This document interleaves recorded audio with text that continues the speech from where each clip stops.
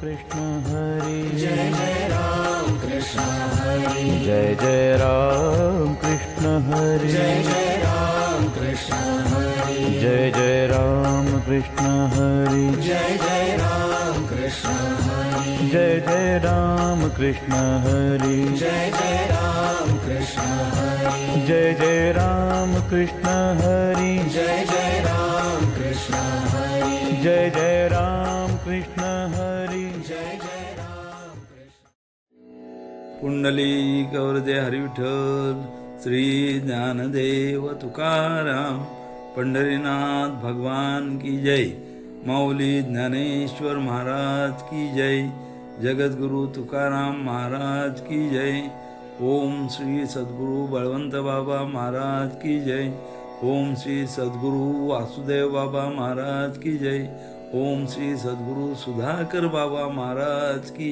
जय हरी प्राप्तीचे उपाय धरावे संतांचे ते पाय येणे साधती साधने तुटती भवाची बंधने संता वीण प्राप्ती नाही ऐसे वेद देती ग्वाही एका जनार्दनी संत पूर्ण करीती मनोरथ येणे साधती साधने तुटती भवाची बंधने प्रस्तुत चिंतन रूपी सेवेकरता आपण नाथ महाराजांचा 4 चरणांचा अभंग घेतलेला आहे. आधीच्या भागामध्ये आपण 3 चरणाचं चिंतन केलेलं आहे आणि आता 4थ्या चरणापर्यंत आम्ही आपण आलेलो आहोत. तर 4थ्या चरणामध्ये माऊली नाथ महाराज सांगतायत की एका जनार्दनी संत पूर्ण करीती मनोरथ. तर अशा प्रकारे जर आपण संतांच्या चरणाचं आपण दर्शन घेतलं, त्या चरणाच्या जवळ आपण राहिलो तर संत काय करतात ते इथे सांगितलेले. एका जनार्दनी संत पूर्ण करीती मनोरथ. कारण जे संत कोणाला म्हणतात ते मृत्यूलाही जे थांबवू शकतात त्यांना म्हणतात संत. याच्यासाठी मी एक प्रसंग मांडेन की ज्या वेळेला माऊलींबरोबर सगळी संत मंडळी तीर्थयात्रेला बाहेर गेली, तीर्थयात्रा करून परत फिरत असताना ते सातपुडा पर्वताच्या जवळ आले. सातपुडा पर्वताच्या जवळ आल्यानंतर तिथे अंधार पडला. अंधार पडल्यानंतर मुक्ताबाई माऊलींना म्हणायला लागली, दादा आता काय करायचं रे, आपण कुठे थांबायचं, या अंधारातून कुठे जायचं, आपण कुठे राहायचं. तेवढ्यात माऊलींना समोर लांब असा एक दिवा जळताना दिसला. त्याच्यामुळे मुक्ताईला त्यांनी सांगितलं की बघ मुक्ताई, समोर आपल्याला तो दिवा दिसतोय ना, तिथे काहीतरी एक गाव आहे आणि तिथे आपण जाऊया, तिथे आपल्याला आसरा मिळेल. आणि ते चालायला लागले. सरळ चालत असताना जवळजवळ 2 किलोमीटरचे अंतर ते चालले आणि त्या गावाच्या जवळ जाऊन बाहेर एक मारुतीचं मंदिर होतं. त्या मारुतीच्या मंदिरामध्ये सगळे संत जाऊन बसले. सगळे संत जाऊन बसल्यानंतर त्या गावातील लोकांना माहिती मिळाली की संत महात्मे सगळेजण इथे आलेले आहेत आणि त्यांच्यामध्ये ते रेडा बोलवणारे सुद्धा माऊली आलेले आहेत. चला सगळ्यांनी आपण त्यांच्या दर्शनाला जाऊया. सगळेजण दर्शनाला सगळ्यांनी लाईन लावली आणि त्याच गावामध्ये एक कमलाकर पंथ आणि त्यांची पत्नी आणि त्यांचा मुलगा गोपाळ त्याचं नाव, तिघेजण एक परमार्थिक कुटुंब राहत होतं. परमार्थ कुटुंब असताना तो मुलगा म्हणायला लागला, आई आपण चल ना जाऊ त्या संतांच्या दर्शनाला. संतांच्या दर्शनाला जाऊ म्हटल्यानंतर आई म्हणाली, अरे बाबा तिकडे खूप गर्दी असेल, दर्शन आपल्याला भेटणार नाही. तो म्हणाला, नाही नाही आई, जाऊया आपण, चल ना जाऊया, चल ना. पाठी लागल्यानंतर तो मुलगा आणि आई त्या मंदिराच्या बाहेर आलेले आहेत. गर्दी दर्शनासाठी भरपूर जमलेली आहे, ह्यांच्याकडे कोणाचंच लक्ष नाही. पण आतून माऊलींचं लक्ष त्या गोपाळकडे गेलं आणि माऊलीने सांगितले, अरे कोणीतरी त्या बाळाला आतमध्ये घेऊन या रे, तो बाळ बाहेर आहे बघा. मग त्या बाळ आतमध्ये आल्यानंतर बाळाला विचारलं, तुझं नाव काय बाळा? माझं नाव ना गोपाळ. गोपाळ? गोपाळ? अरे माझ्या भगवंताचं नाव आहे, ये ये ये ये. मग माऊलीने त्याला आपल्या मांडीवरती बसवलं. मांडीवरती बसवल्यानंतर गोपाळला एवढा आनंद झाला की त्याच्या गगनात मावेना नाही. मग त्यांचं दर्शन घेतलं, आईने दर्शन घेतलं आणि घरी आले.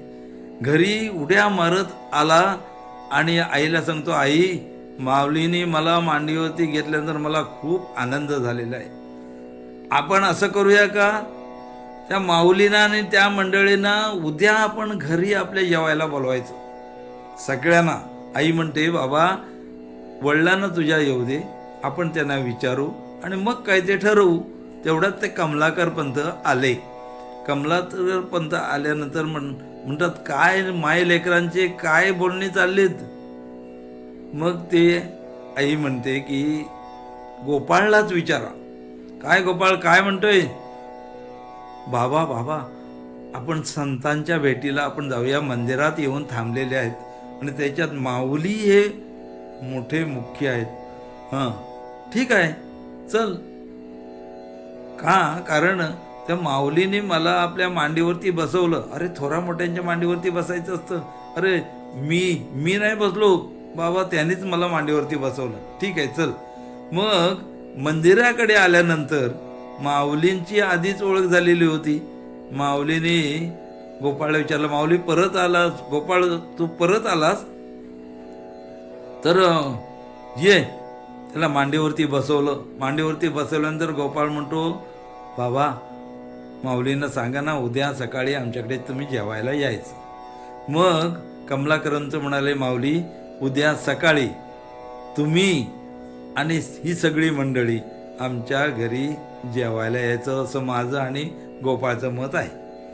माऊलीने निवृत्ती रायांकडे पाहिलं.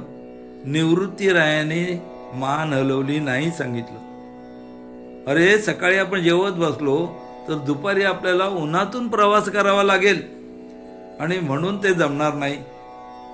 नाही म्हटल्यानंतर गोपाळ नाराज झाला आणि माऊलींजवळ गेला.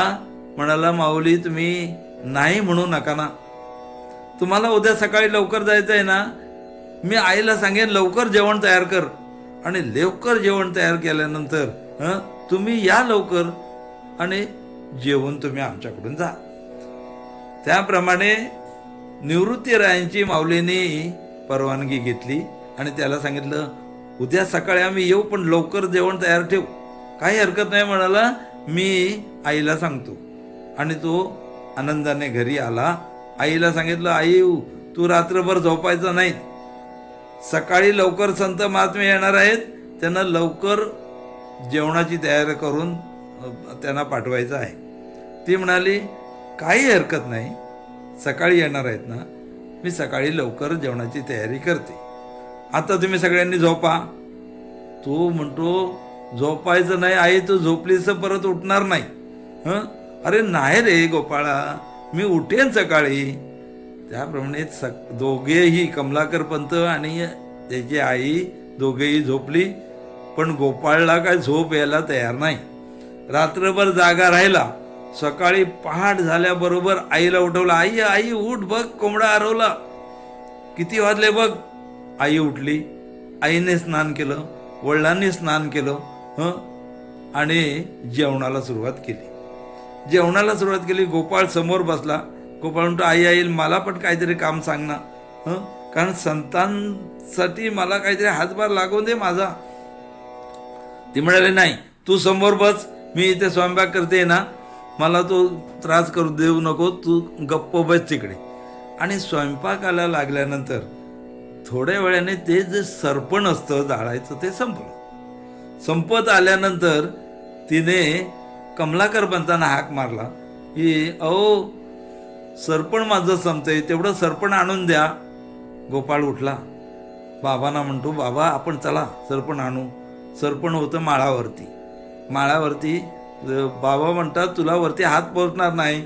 तो गोपाळ म्हणतो मला तुम्ही खांद्यावरती घ्या, मला माळावरती बसवा, मी माळावरून एक एक ढपली खाली देतो, तुम्ही खाली ठेवत नाही. त्याप्रमाणे त्याला माळावरती चढवलं आणि एक एक ढपली तो द्यायला लागला. एक ढपली दिली, दुसरी ढपली दिली, तिसरी ढपलीसाठी गोपाळाने हात पुढे केल्याबरोबर एक काळा विषारी साप त्याने गोपाळाच्या हाताचा दंश केला आणि त्या दंश केल्याबरोबर गोपाळ तिथेच बेशुद्ध पडला. गोपाळाचा आवाज येण्याचा बंद झाला. वडील खालून हाक मारतात, गोपाळ गोपाळ. हा आवाज देत नाही म्हणून वडील वरती जाऊन बघतायत तर तो बेशुद्ध पडलेला आहे आणि त्याच्या तोंडातून फेस निघत आहे. त्याला मांडीवरती घेतलं वडिलांनी आणि मांडीवरती घेतल्यानंतर गोपाळने मान टाकली. गोपाळने मान टाकल्यानंतर इकडे आई ओरडते, अहो केवढा वेळ झाला तुम्ही मला अजून सरपण आणून देत नाही, माझा स्वयंपाक करायचा राहिलाय हो, थांबलाय हो. मग कोणीच आवाज देत नाही म्हणून स्वतः आई तिथे आलेली आहे. म्हणते हो तुम्हाला कळतं की नाही, तुम्ही तो मुलगा लहान आहे पण तुम्हाला तरी कळतं की नाही, तुम्ही तरी मला सरपण आणून द्या ना.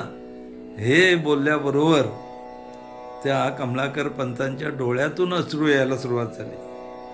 हिला काय कळेना नाही. ते म्हणतात की बघ अजिबात डोळ्यातून अश्रू गाळायचा नाही. ही म्हणते काय झालं. त्याने वरती नजर केल्यानंतर ती माळावरती चढली आणि वरती बघते ते त्या गोपाळचं प्रेत पडलेलं होतं आणि ही ओरडायला लागली, आक्रोश करायला लागली. कमलाकर पंत म्हणाले बघ माझी शपथ आहे तुला, अजिबात आवाज करायचा नाही. संत महात्मे जेवून गेल्यानंतर आपण मोकळं व्हायचं, तोपर्यंत अजिबात आवाज करायचा नाही. हिने जेवण बनवलं. ठरल्याप्रमाणे संत महात्मे आले, याने त्यांची पाद्यपूजा केली आणि दुःख अंतःकरणाने कमलाकर पंताने ताटं वाढली. ताटावरती संत महात्मे बसल्यानंतर माऊली म्हणतात अरे गोपाळ कुठं आहे. अहो गोपाळ कुठं आहे. गोपाळाचं नाव ऐकल्याबरोबर आई तर आत पळत गेली आणि हे कमलाकर पंत सांगायला लागले अहो हो रात्रभर त्याने जागरण केली म्हणून तो झोपलाय. अहो त्याने तर आम्हाला इथे सांगितलं म्हणून आम्ही आलो आणि तो झोपलाय. नाही जमणार, तो सुद्धा आमच्याबरोबर ताटावरती जेवायला बसायला पाहिजे, उठवा बघू त्याला. तो म्हणतो उठणार नाही. उठणार नाही मग कुठे झोपलाय तो दाखवा मला. मग तो झोपलाय कुठे त्या माळाकडे ते कमलाकर पंत घेऊन गेले. माऊली त्या माळावरती चढले, त्याच्या तोंडावरची चादर बाजूला केली आणि डोक्यावरती हात ठेवला आणि हलवायला लागले. माऊली गोपाळ, अरे गोपाळ तुझ्याकडे बघ किती पाहुणे आले असताना तू झोपा काढतोस काय. किती मामा आले तिकडे बघ. अरे तू आम्हाला बोलवतोस आणि तू झोपा काढतोस. उठ, हे नाही जमणार. आमच्या ताटात तू जेवायला बस आमच्या बरोबर. त्याप्रमाणे हलवतोय गोपाळ गोपाळ गोपाळ. 3 वेळेला हाक मारल्यानंतर जसं लहान मूल झोपेतून जाग व्हावं त्याप्रमाणे गोपाळ जागा झाला. म्हणून एका जनार्दनी संत पूर्ण करीती मनोरथ. राम कृष्ण हरी. पुंडलिक वरदे